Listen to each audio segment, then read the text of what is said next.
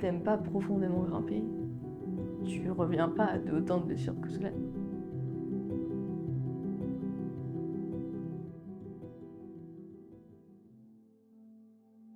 Il va y avoir le séjour à Cap-Breton et après, où là, j'ai pas du tout le droit de grimper. Ce sera vraiment focus genoux et on verra plus tard pour rajouter de l'escalade au printemps, quoi. Là, de toute façon, sur tes mouvements d'escalade, c'est des mouvements à pivot beaucoup aussi. Ouais. Donc, tant qu'on n'est pas serein avec nos tests fonctionnels, ISO, d'être en capacité comme on voudrait que ce soit, les pivots, de toute façon, on va les maintenir à un niveau le plus bas possible. On sait que là, tu maîtrises pour cette intensité d'entraînement. Basta, quoi, pour l'instant. Ouais, c'est focus renfo en masse, quoi. Yes. Faut que tu sois la plus forte possible.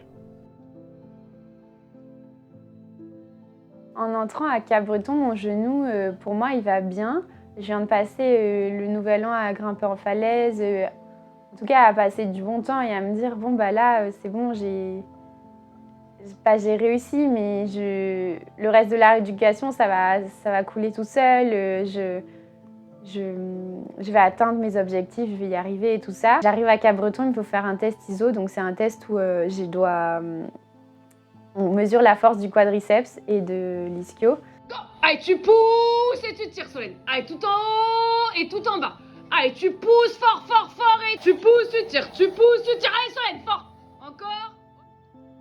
Bon, test ISO à l'entrée de Cap-Breton et en fait, j'ai toujours 50% de déficit en force concentrique sur mon quadriceps, 30% sur l'ischio. Du coup, petit coup dur. Enfin, je sais que c'est qu'une valeur et sur un exo très spécifique, mais en fait, je m'imaginais être à 30, 40 max, quoi.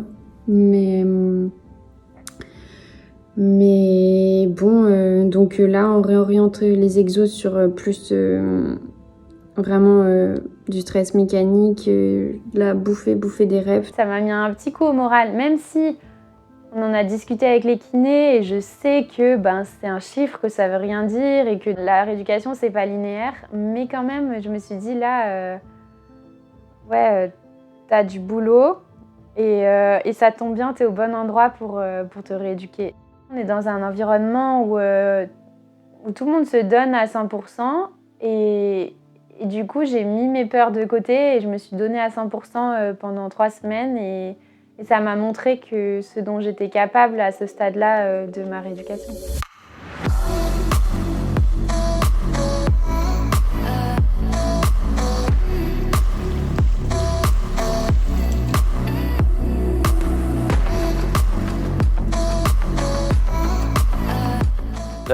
La principale problématique, je dirais, de ces séjours, c'est qu'on met tous les curseurs à fond. Et en fait, tous les curseurs sont tellement à fond que tu ne peux pas progresser sur tout à la fois. Impossible. Le corps, il crée des adaptations, mais il ne peut pas les mettre tout en même temps. Il faut qu'il arrive à se concentrer sur certaines choses. Et en fait, le point positif, c'est que on a réussi après, avec une phase de récup, à voir les bénéfices qu'on a amenés avec ça. Par contre, du coup, les curseurs étaient tellement à fond que Solène, elle est revenue, elle était flinguée. Elle a décompensé en créant des douleurs cervicales qui ont duré quelques jours, voire même 15 jours. Et en fait, c'est juste qu'elle était allée puiser à fond sur ce que lui permettait son genou et son corps dans la période. Et en fait, le plus dur de ça, ça a été gérer le retour et la grosse fatigue qui en découlait. Parce que nous, on voulait continuer à se mettre dans un axe de progression, sauf que son corps lui demandait clairement de freiner un petit peu et il a fallu gérer ces petites problématiques cervicales de tension, de fatigue qui sont venues quand elle est revenue. Et le retour au quotidien normal, en fait, c'était difficile parce que j'en avais marre de quitter ma vie pour aller en centre de rééducation. Après, tout couper parce que en centre de rééducation, j'avais pas le droit de grimper, j'étais loin de chez moi, donc j'avais pas de visite. Tu rencontres des nouvelles personnes, donc il faut s'intégrer. Et c'est pas désagréable du tout, mais en fait, quand c'est la 4e fois ou 5e fois que tu le fais, c'est dur de quitter sa vie, revenir dans sa vie. Et en fait, les choses avancent et toi, tu loupes des trucs. Et j'ai eu vachement de mal à ça. Et Et à ce moment-là, on envisageait de faire encore un autre séjour à Cap-Breton pour finir ma rééducation. Et en fait, je me suis rendu compte que j'en avais pas envie et que j'étais pas, en tout cas, pas prête à le faire parce que à cause de ça, je voulais pas encore quitter ma vie et en tout cas, ma routine que je trouve agréable, où je suis en tout cas à l'aise et confortable et qui me fait progresser. En fait, j'ai créé un environnement à Annecy qui est vachement bénéfique pour moi dans le sens où j'ai un équilibre entre le travail, voir mes amis, évoluer, progresser en rééducation avec mon kiné. Et en fait, tout cet équilibre, il est un peu chamboulé quand je pars en centre de rééducation. Et d'un point de vue mental, à la fin, c'est pesant. Et je l'ai vachement senti en rentrant de Cap-Breton. J'ai eu ce contre-coup qui, additionné à la fatigue, m'a un peu déstabilisée et je me suis bloqué le cou. Et voilà, j'ai eu un peu une période où là, je me suis dit, bon, c'est la dernière fois que tu allais en centre de rééducation. En fait, j'en ai discuté avec mon kiné d'ici, mon entraîneur. Je suis assez bien entourée pour savoir que je veux continuer à progresser sans avoir à aller en centre de rééducation, sans avoir à vraiment mettre une période où j'ai besoin de plus d'intensité. En mars, en fait, je surcompense et avec toute la rééducation qu'on fait et les exercices qu'on fait en parallèle, je commence à passer des gros paliers. On a recommencé la pliométrie, les sauts à une jambe, les sauts à une jambe depuis une box, les pivots. J'ai repris donc à courir, d'abord sur le tapis, puis après dehors. Et ça, c'est quand même une grosse avancée. Et j'ai même repris à grimper un tout petit peu à la salle de bloc en faisant des petits sauts sans monter trop, mais j'arrive à sauter sur les matelas sans que ça me fasse mal, le lendemain et sans trop y penser en fait. Et ça, c'est quelque chose de nouveau parce que jusqu'à présent, je pensais à mon genou tout le temps. Et d'ailleurs, c'était dur. Parce que c'est une charge mentale énorme. À chaque fois que tu prends l'escalier, tu y penses, tu te lèves le matin, tu y penses, tu fais quoi que ce soit dans le quotidien, tu y penses par rapport à ton genou.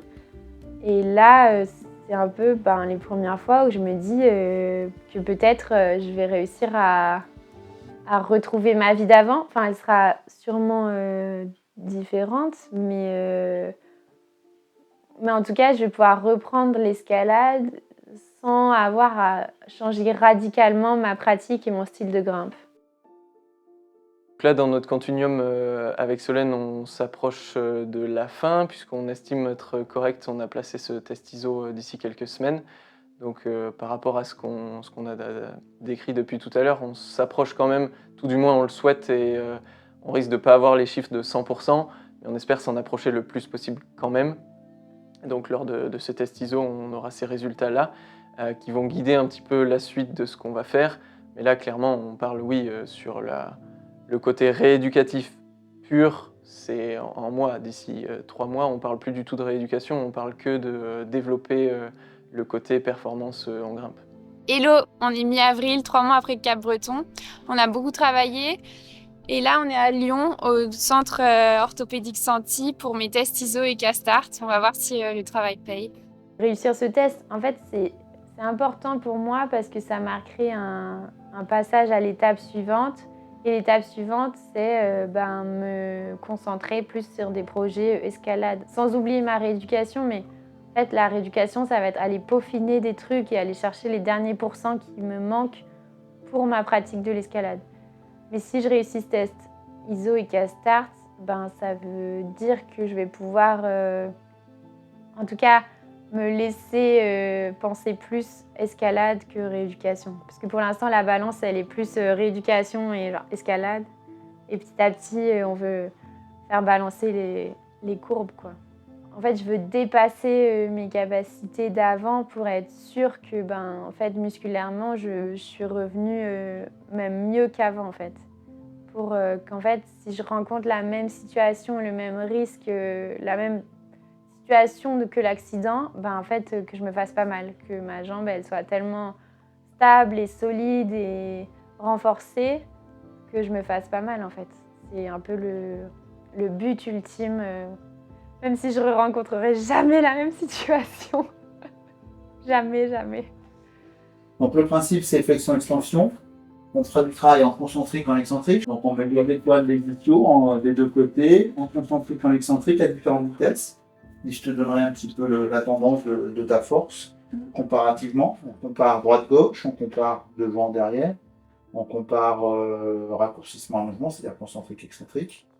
Et puis on compare aussi par rapport à ton gabarit de poids, parce qu'on sait qu'à partir d'un certain poids, tu as une certaine force.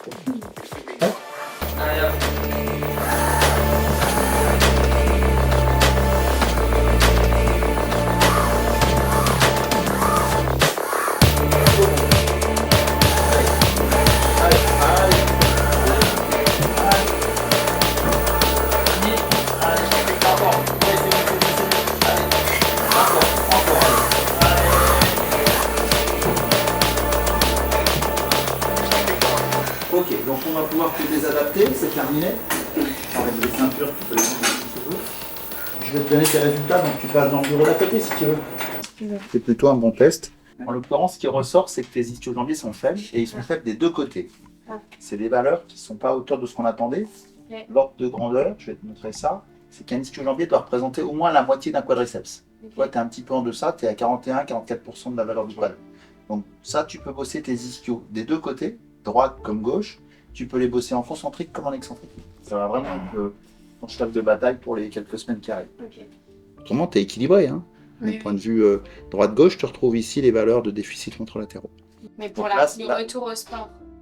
En termes là, ça devrait être. T'es pas loin de la vérité. Hein. Oui, oui. Tu as le droit de faire du sport avec des ischios faibles. Sauf que, on sait, statistiquement, ça peut générer plus de blessures de ne pas avoir la force adaptée. Mais le deuxième test sera un test beaucoup plus influents pour donner le feu vert. Monsieur Bondou va se baser sur celui-ci, mais aussi sur l'autre pour te donner le feu vert de tout reprendre. En termes d'activité, c'est surtout les sports pivots. Les tests ISO, les tests fonctionnels, ce sont des indicateurs de fonction par rapport au retour de blessure. Donc si le test est positif, du coup on pourra dire à Solène, ou en tout cas on pourra l'aiguiller sur le fait qu'elle est capable de reprendre l'activité. Alors peut-être un petit bémol par rapport à ça, c'est que on doit toujours avoir en vision, en tout cas c'est ma vision des choses, mais c'est de se dire comment Solène s'est blessée. Donc elle s'est blessée avec un contexte très particulier, mais on a quand même une manière dont Solène s'est blessée en chutant de très haut, avec une réception problématique, etc. Et on doit se dire, est-ce qu'un test isocinétique est capable de répliquer un peu cette spécificité dans le cas où oui, alors dans ce cas-là, on pourra dire c'est un bon critère de fonction pour revenir au sport, mais si c'est pas le cas, on peut pas être certain que Solène elle est prête à reprendre le sport, et ça c'est hyper important à prendre en compte. Du coup, le test isocinétique seul, je pense que c'est pas un bon indicateur pour reprendre la performance et même la grimpe.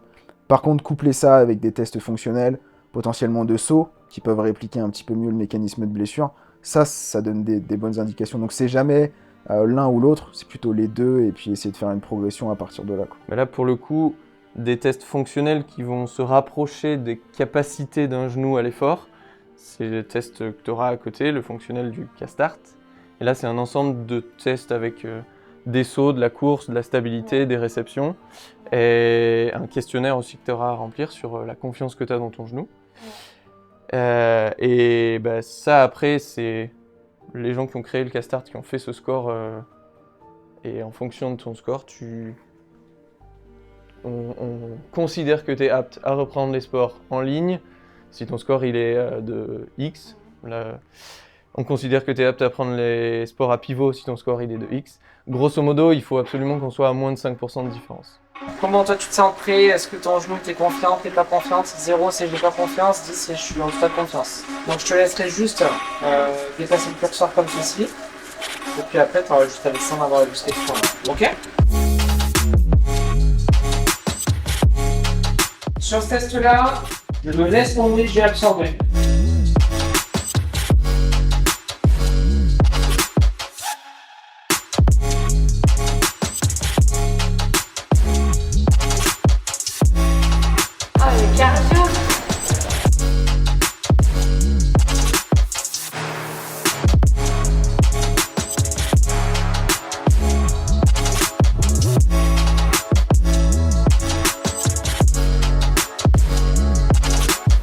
Quand c'est vert, c'est qu'on a moins de 10% de différence entre les deux côtés, donc c'est ce qu'on recherche. Orange entre 10 et 20, rouge, c'est super à 20. Donc là, le rouge qu'il y a, C'est sur le tout premier test, tu sais, c'est sur celui où on était sur les 2 steps et où on venait absorber. C'est pas qu'on a plus de 20% de différence, mais c'est qu'on a une erreur biomécanique en plus. On a le tronc qui, lui, a plus de mal à stabiliser. Mais encore une fois, c'est quand même assez léger quand même. Ah ouais. Ok, on n'est pas sur quelque chose d'hyper flagrant ou quoi, mais on a quand même cette composante tronc à travailler. Et puis tout le reste, c'est plutôt bien, hein. Limite le côté opéré est plus fort que le côté sain. Encore une fois, les 2 côtés ont été opérés. Il y a eu des antécédents dans les 2 côtés. Donc, au-delà de se dire mon côté opéré est mieux que le côté sain, c'est d'améliorer les 2 en fait. Mais en tout cas, on est quand même pas mal. Les perfs me semblent plutôt bien. Ouais. Les plateformes de force, elles vont me donner des données supplémentaires sur les qualités neuromusculaires, sur les qualités de développement de force. Ok. Donc ici, tu as le CMJ bilatéral, donc c'est celui qu'on a fait sur 2 pieds, et unilatéral, celui qu'on a fait sur 1 pied. Et bien, on est plutôt pas mal. On a, que ce soit sur les qualités d'impulse excentrique, concentrique, d'atterrissage, on est plutôt pas mal. Ok, il y a moins 5% d'asymétrie, tu peux nous côtés. C'est globalement plutôt intéressant. Ok, ça te fait un score total 90 sur 100. Tu perds tes 10 points sur le premier test. Bah, globalement, les résultats ils sont hyper positifs. Je suis contente parce que il y a très peu d'asymétrie entre les 2 jambes. Je suis à, je crois, 7% sur la force quadri et à peu près pareil ischio. Et le castart, c'était hyper dur, mais j'ai réussi. Je suis fière de moi et du travail accompli. Et merci Hugo.